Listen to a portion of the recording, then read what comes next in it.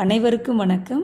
நம்ம இன்னைக்கு எதை பற்றி பார்க்க போகிறோம்னா, தூத்துக்குடி மாவட்டத்தில் உள்ள குலசேகரப்பட்டினம் முத்தாரம்மன் கதையை பற்றி தான் பார்க்க போகிறோம்.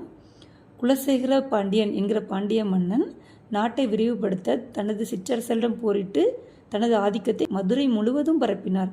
இதன் விளைவாக கேரள நாட்டையும் கைப்பற்ற எண்ணி திருவனந்தபுரம் மன்னனிடம் தோற்றான் நமது பாண்டிய மன்னன். வரும் வழியின் களைப்புற நமது பாண்டிய மன்னன் தூங்கிவிட்டான். அவன் முன்புறம் தோன்றிய நமது அம்மன், பாண்டிய மன்னா தூங்கிவிடாதே, தூங்கி உன் நாட்டின் பெருமையை இழந்து விடாதே. ஒரு முறை தோற்றால் என்ன, மறுமுறையும் முயற்சி செய் என அருள்வாக்கு சொல்லி ஆசீர்வதித்து மறைந்தாள். அந்த அருள்வாக்கு கேட்ட பாண்டிய மன்னனோ மீண்டும் படையெடுத்து வெற்றி பெற்றான். இதன் காரணத்தால் அம்மனுக்கு கோவில் கட்டினான். கோவிலின் அருகே மக்கள் குடிபெயர்ந்தனர். அங்குள்ள மக்கள் மன்னனின் நினைவாக அந்த ஊருக்கு குலசேகரப்பட்டினம் என பெயர் சூட்டினர். முத்தாரம்மனின் ஆதி பெயர் தட்டத்தி அம்மனாகும். அம்மனுக்கு கோபம் வரும்பொழுதெல்லாம் அந்த ஊரில் உள்ள மக்களுக்கு முத்துவாரி போடுவது தட்டத்தி அம்மனின் வழக்கம். அவ்வாறாக முத்துவாரி போடுவதால் அம்மனுக்கு முத்தாரம்மன் என பெயர் மாற்றம் செய்யப்பட்டது. இப்பொழுது வரை முத்தாரம்மன் கோவிலில் உருவான கதையை பற்றி பார்த்தோம்.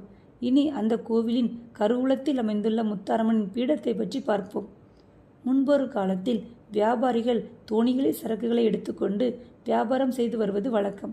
ஒருமுறை செட்டியார் தனது மனைவியுடன் குலசேகரப்பட்டின கடற்கரையில் சென்று கொண்டிருக்கும் போது கடல் அலையால் அவருடைய சரக்குகள் கடலில் மூழ்கியது. அதை பார்த்த செட்டியாரும் அவரது மனைவியும் மிகுந்த வேதனையுடன் சிவபெருமானை வணங்கினர். சிவனும் அவர்கள் மீது இரக்கம் கொண்டு அவர்களுக்கு காட்சி தந்தார். மகனே, உனக்கு என்ன வேண்டும் என்று கேட்டார். ஆண்டவனே, எங்களுக்கு காட்சி தந்ததே நாங்கள் செய்த பாக்கியம். எனக்கு நீங்கள் இருவரும் திருமண கோலத்தில், அதாவது சிவனும் பார்வதியுமாக பக்தர்களுக்கு காட்சி தர வேண்டும் என வேண்டினார். இறைவனும் அவ்வாறே ஆகட்டும் என கோவில் பீடத்தில் சிவனும் பார்வதியுமாகவே காட்சி தருகின்றனர். ஆலயத்தில் நாம் இப்பொழுது வழிபடும் அம்மையப்பனின் திருமேனியை எவ்வாறு பெரிய அளவில் வடிவமைப்பது என பக்தர்கள் குழம்பி போயிருந்தன. அந்த சமயத்தில் அம்பாள் கோவில் அர்ச்சகரின் கனவில் தோன்றி, மகனே, எனது உருவம் வேண்டுமென்றால் குமரி மாவட்டத்தில் உள்ள மயிலாடிக்கு செல்க என கூறி மறைந்தாள். அதே சமயம் அம்பாள் மயிலாடி ஊரில் உள்ள சுப்பையா ஆசாரி என்பவர் கனவில் தோன்றி, மகனே, எங்கள் வடிவத்தை உற்று நோக்குக. இவ்வடிவத்தை ஒரே கல்லில் ஒரே பீடத்தில் வடிவமைத்து கொடு என்று கூறியும், அந்த கல் தென் திசையில் உள்ள ஒரு ஆண் பெண் பாறையில் உள்ளது என்றும் கூறி, குலசையிலிருந்து பக்தர்கள் வருவார்கள், அவர்களிடம் இப்பாறையிலுள்ள கல்லிலிருந்து வடிவமைத்த திருமேனியை கொடுத்தனுப்பு என்று கூறி மறைந்தாள். அதன்படியே கோவில் பூசாரியும் ஊர் தலைவரும் கன்னியாகுமரி மாவட்டத்தில் உள்ள மயிலாடிக்கு சென்று சிற்பி சுப்பையா ஆசாரியை சந்தித்து அவரால் வடிவமைக்கப்பட்ட சிலையை பெற்று பிரதிஷ்டை செய்து வணங்கி வருகின்றனர். இவ்வாறு இறைவனும் இறைவியும் தங்களின் திருமேனியை தாமே தேர்ந்தெடுத்ததால் இத்தலம் மிகவும் சிறப்பு வாய்ந்ததாக கருதப்படுகிறது. தீர்த்தங்களில் சிறந்தது கடல் தீர்த்தம்.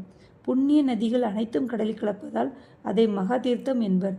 தீர்த்தங்களில் சிறந்த கடல் தீர்த்தமே நமது குலசேகரப்பட்டினம் முத்தாரம்மனின் தீர்த்தமாக உள்ளது. அதிலும் குறிப்பாக கங்கை நதி கலக்கும் வங்கக்கடல் தீர்த்தமாக நமது குலசேகரப்பட்டினம் அமைந்துள்ளது. கங்கை நதி கலப்பதால் வங்கக்கடலை கங்கை கடல் எனவும் அழைப்பர். கங்கையில் நீராடி காசி விஸ்வநாதரையும் விசாலியச்சியும் வழிபட்ட பயன் இங்குள்ள கங்கை கலக்கும் வங்கக்கடலில் நீராடி அன்னை முத்தாரம்மனையும் சுவாமி ஞானமூர்த்தீஸ்வரரையும் வழிபட்டால் கிடைக்கும் என்பது ஐதீகம். பல்வேறு அவதாரங்கள் புனைந்து அம்மையப்பனை தரிசிக்கவும் வேண்டுதலை காணிக்கையாகவும் ஆண்டுதோறும் 10 நாள் தசரா விழா கொண்டாடப்பட்டு வருகிறது. வேடமணிந்து வரும் பக்தர்களுக்கு அவர்கள் நினைத்த வேண்டுதலை அடுத்த வருடமே நிறைவேற்றி வைப்பாள் நமது குலசை முத்தாரம்மன். மேலும் மற்றொரு தகவல் மூலம் உங்களை மீண்டும் வந்து சந்திக்கும் வரை உங்களிடமிருந்து விடைபெறுவது உங்கள் அபி.